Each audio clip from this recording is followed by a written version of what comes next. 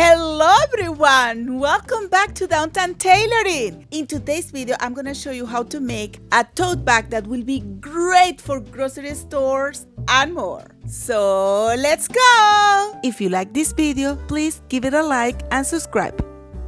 You pretty much will need 1 meter of fabric or 4 fat quarters in different colors and some sort of tape for the straps. But if you want to spice things up, you can add some closures, zipper snaps, some pockets with a zipper or no zipper, or anything that you find interesting. So for the top part, I'm gonna use today this print fabric and I will combine it with the black, and I'm gonna use the red fabric for the lining. And this is the tape I have for the straps, which is a little thick, but it's okay. Then if you want to make it more structured, then you can use some kind of fleece. I'm using the dollar stores one and cotton interfacing. I'm going to start to cutting 2 pieces of rectangle for the front and the back. And I'm gonna use the whole fat quarter. In my case, this fat quarter is a little bit wider because this was probably a wider fabric. So I'm gonna reduce the width to the standard measurement, I guess. And I'm just gonna cut out the excess of material, and I'm going to iron the other side because I want to have it exactly in the same way, and the crease will give me the perfect line to cut my rectangles. Be sure that your material is really rectangle, that is all square. The size is not that important, but if you want to make it in another size, like a smaller or bigger, just keep in mind that the length of your rectangle should be around 1.7 times the width. So if your width is 10, the length should be around 17 inches, but it doesn't have to be like that. I'm gonna use these 2 pieces as a template to cut 2 new pieces for the side using the black fabric. And then I'm gonna cut 4 pieces for the lining using the red. When I fold the red fabric in 4, I realized that the width will be a little bit too small, so I decided to cut all the rest of the pieces to the same size. And then I'm gonna cut 4 more pieces of the interfacing and 4 more pieces of the fleece. It's just because I wanna give like a nicer look and finish to my supermarket tote bag. And here you go, these are all the pieces I need. 4 for the top, 4 for the lining, and 4 and 4 for the interlinings. I'm gonna use these 2 first for the top. So I'm gonna prepare them by gluing the interface to these pieces, and then I'm gonna glue as well. If you can get a fleece that you can glue with the iron, will be great, but I just didn't want it to invest in that, so I'm just gonna try to use this feather spray that I use when I work with the tapestry. Let's see if that will work. I'm gonna go outside to spray it because I cannot do that inside. Look at that. Oh, well, that's not good. It's too yellow, but I will just calm down. In the meantime, I'm gonna try another way. I'm gonna use hem fusing tape to see if I can get a good grip.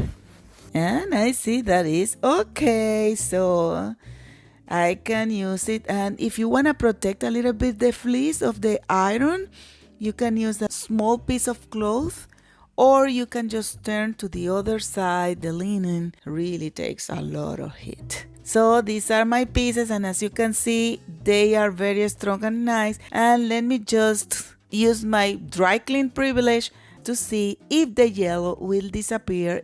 Yes, it disappeared, but I think it took out the red too.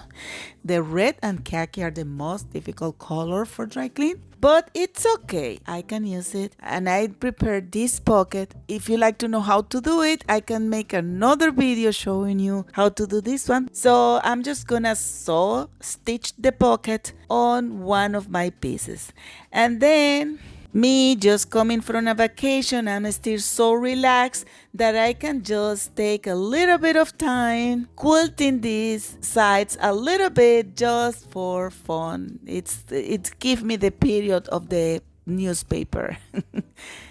Okay, so another thing that my relax moment let me think of is to use my super duper big piping material that I have, and I'm gonna use this fabric.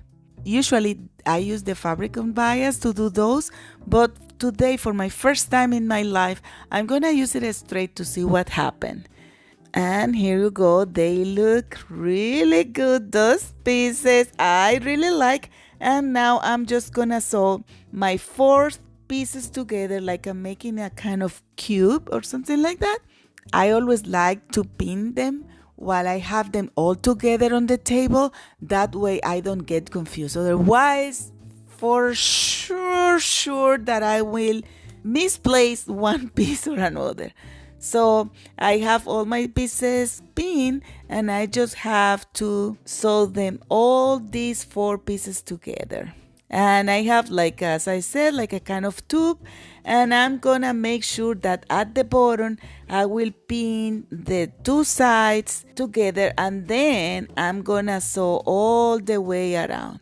And what I need to do after is just kind of to open this piece this side, making sure that the bottom seam is exactly at the center, and I'm gonna stitch it like that. You see, I put it in my table just to be sure that I will be okay, and I'm gonna stitch all of it. I'm gonna snip that corner so I can sew it a little bit more comfortable.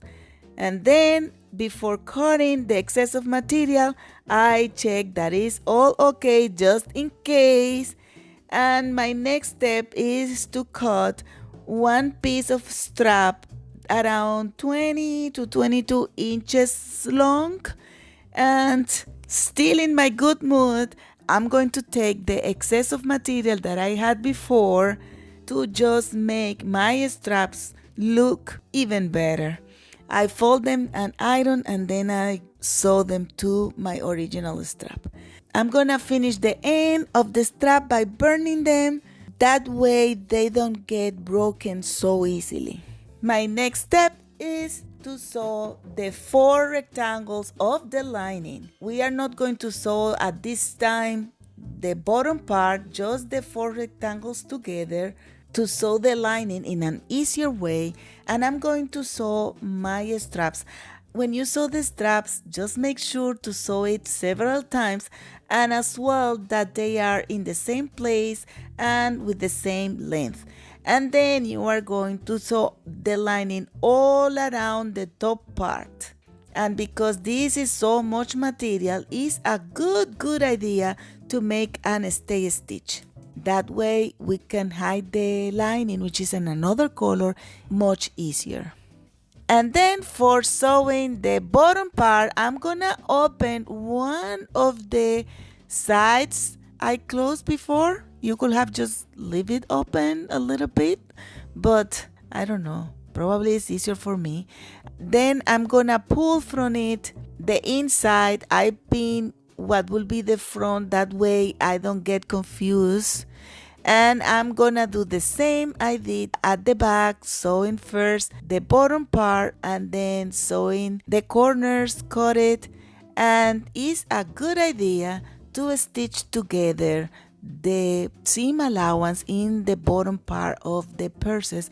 That way the lining doesn't move too much, and that will make your bag more comfortable when you are using it. And to finish, I'm gonna use jeans thread and I'm gonna do a top stitch all around to reinforce that seam. And remember the trick of the button for these thick areas. One subscriber told me that she uses a coin, and that works wonderfully too.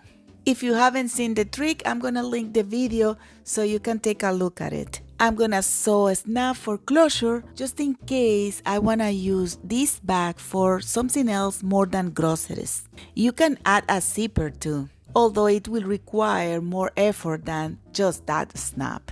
And here you go, you have it. This is my bag. As you can see, the plastic pocket really works so well. I wanted to make it in plastic to not cover this fantastic print that I love it. This is the design I drew before, and as you can see, the after really look very similar. I thought that you can do it without the pocket, with the pocket, with zipper or a snap or a flap. And if you want to use it for carry things for your baby, then you can sew pockets in all four sides. In my case, I'm gonna use it to my grocery store because this kind of bag opens very well to put all the groceries inside. But let me know in the comments, how would you use these kind of bags? If you find this video useful, please give us a like and don't forget to subscribe, share, comment. Bye!